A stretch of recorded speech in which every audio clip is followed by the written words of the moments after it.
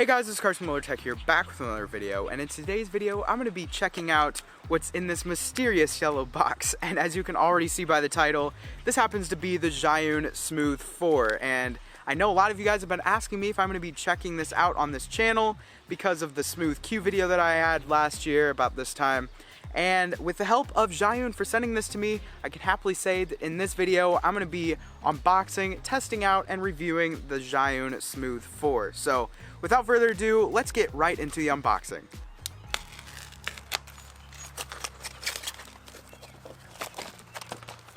Alright, so now that I have this out of that box, as you can see, the packaging is very nice. I actually like the way that this looks a little bit more than the Smooth Q did.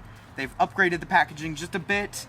But here on the box, if you're wanting to see what's on it, here it just shows what comes with it. It comes with a little tripod, which is pretty neat. It comes with the charging cable, of course, and a storage pouch. And then also over here, it explains some of the features, which I will mention later, so I'm not going to go over those too much right now.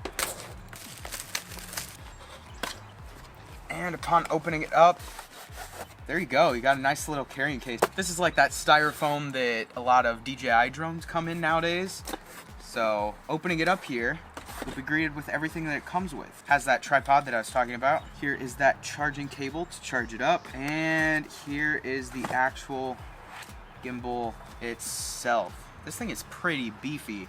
If you see this side by side with the Zhiyun Smooth Q, this thing is giant compared to that, but it's got quite a bit of heft to it here, so feels much more premium than the previous model. But now that this is actually open here, just a couple things off the bat that you may notice is, of course, here it's got this follow focus right here, but that can also be changed out to do zooming as well. Here on the back, it now has a trigger, so you're going to be able to do some more sophisticated things. So here's just screwing on that tripod here on the bottom. As you can see now, you can just sit that right down and it will stay put. And when you're carrying it around like usual, then you can just fold it up like so. But as for first impressions here of the Zhiyun Smooth 4, I don't want to say too much right now, so let's get into getting my phone onto here and then let's talk a little bit more about it. So when actually putting your phone onto the gimbal, it's really quite simple. I'd suggest that if you have any phone cases on, I would highly suggest taking those off because that can sometimes add quite a bit more weight than what this gimbal can handle, which is around 500 grams. I'll put the exact number on the screen right now. But anyways, I'm going to be using my iPhone 8 Plus for this video. So to put it in, all you do is you pull apart the clamps right here, put it on like so, and then you push it to the end so then it touches this rubber piece right there.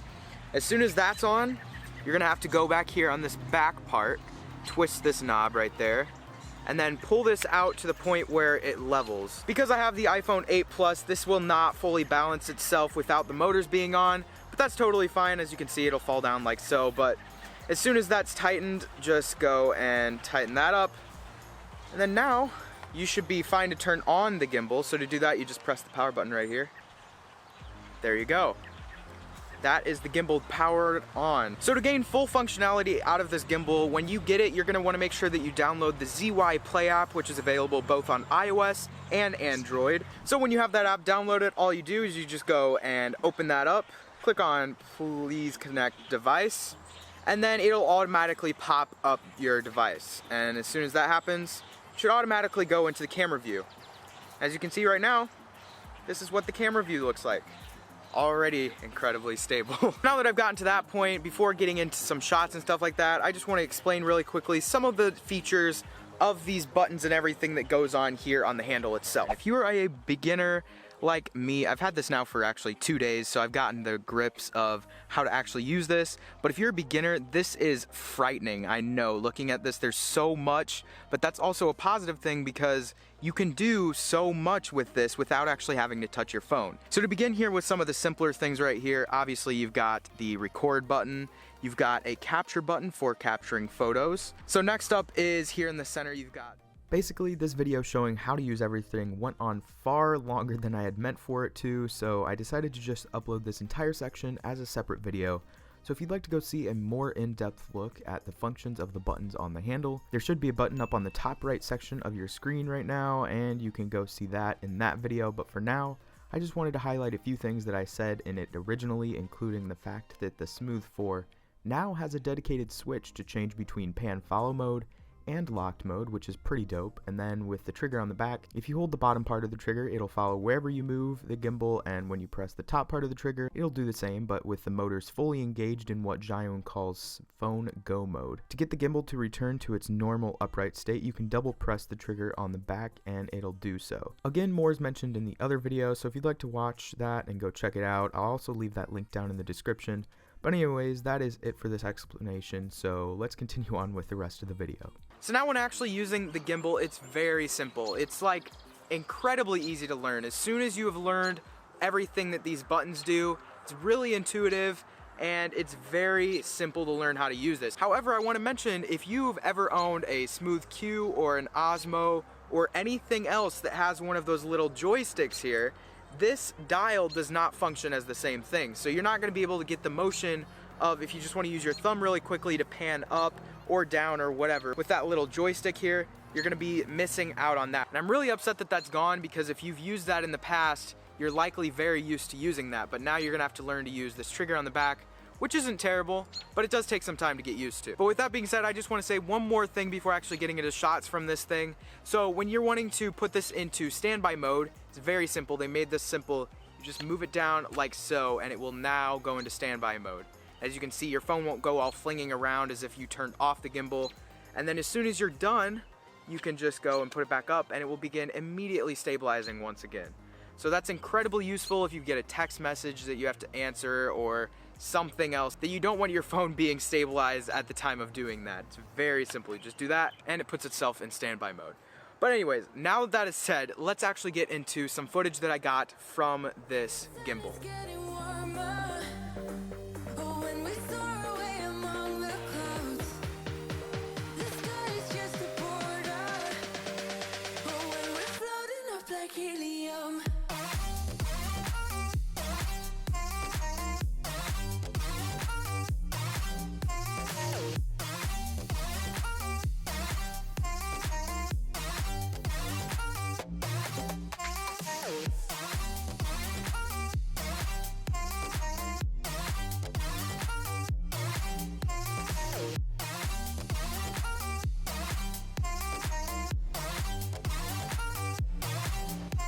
Okay, so it's been a couple of days since those last shots that I just took. However, since then, I have used this extensively just to figure out how well it actually works, so then I can give my full opinion here at the end. And I'm not going to go over all the features that it can do, because this video would end up just being like 4 hours long. However, I will give you a quick fire round really quickly of the things that I did like about this, and after that I'm going to be following it by things I didn't like. So, things I like, go. First of all, the follow focus knob, it does what it says that it can do, and it works really well. I love the fact that you can control pretty much everything on your phone from the actual gimbal, and you don't ever have to touch the phone. It charges through USB-C, yes. The footage from my iPhone 8 Plus on this thing is incredibly smooth. Usually there's some conflictions between the OIS in the iPhone and the actual physical stabilization. So overall, I really like how it deals with that OIS in the iPhone. Battery life is stellar at an insane 12 hours of shooting time. The triggers here on the back are very nice and sturdy, and they're very easy to find with these ridges on here. I love the fact how easy it is to put it into standby mode and take it right out of it, and it will immediately stabilize. And lastly, the build quality of this thing is amazing. I've dropped this a couple of times now, and I haven't had any body cracks or anything like that. So overall, the build quality, although this is a plastic, you won't have to be worrying about it breaking or anything like that. But now that I've went through all the positive things that I like about this, here are some of the negative things. So first of all, while on the topic of the build quality, the handle here is a little bit odd. It's not very ergonomic. I do feel that it feels sturdy, and that may seem conflicting, but hear me out. If you've ever owned any other gimbals, such as the Smooth Q or literally any other, this has a round body here. Just this feels so much more ergonomic in the hand compared to this, and I don't know. You kind of have to get used to holding this, and if you didn't have larger hands, I can see where holding this may be a little bit difficult. Secondly, this does not have a selfie mode. Why? Why did they take that away? That was like the main thing that I used gimbals for, was like vlogging, and it's weird to hold it this way, because like if you want to get some shot really quickly, you can't just triple click the button and it immediately turns around to what you're seeing. So that's really frustrating. I don't know why they took that away. Another thing is if you have smaller hands, getting to this other trigger is just gonna be very difficult. I think they should have made this just maybe a little bit smaller, because just reaching up to grab that top trigger, although you may not be using it as often, it's just a little awkward. It's kind of hard every single time, because usually you hold the gimbal down here, but then you have to go and shift your hand up here in order to reach the triggers. So I feel like they should have made that a little bit smaller so then it's easier to hit the phone go trigger up here. Lastly, and this is the biggest one that leaves me on the fence of whether recommending this or going with something like the Smooth 3. This does not have the joystick. It is so frustrating. I've tried to get myself used to using just this trigger, but there are a lot of situations where it would be nice to have a joystick here. So then, like, if I want to hold the gimbal steady, but I want to pan up the camera, I can't do that with the joystick, and that's super incredibly frustrating. If you've ever had any other gimbals with that joystick, going to this one without it is very frustrating, and it leaves you with not being able to get some shots that you could get with other gimbals. So one more thing to add that isn't a dislike or a like, but just rather a suggestion for Zhiyun. If you could remap these buttons right here, the capture button and the record button, to do the same thing that my phone buttons do right here, these volume buttons, and that lets you capture an image, that would be amazing. When I have my phone on this gimbal and say I want to take a Snapchat, maybe record a video or take a photo, I have to actually reach up and touch the phone. It'd be amazing if you could remap one of these buttons to do the same thing as the volume does, so then it can capture images. So now that I've went through all of those things, would I recommend this gimbal? Honestly, I'm on the fence about it right now, because I love it for the follow focus and the zooming feature. It lets you get some awesome vertigo shots, stuff like that.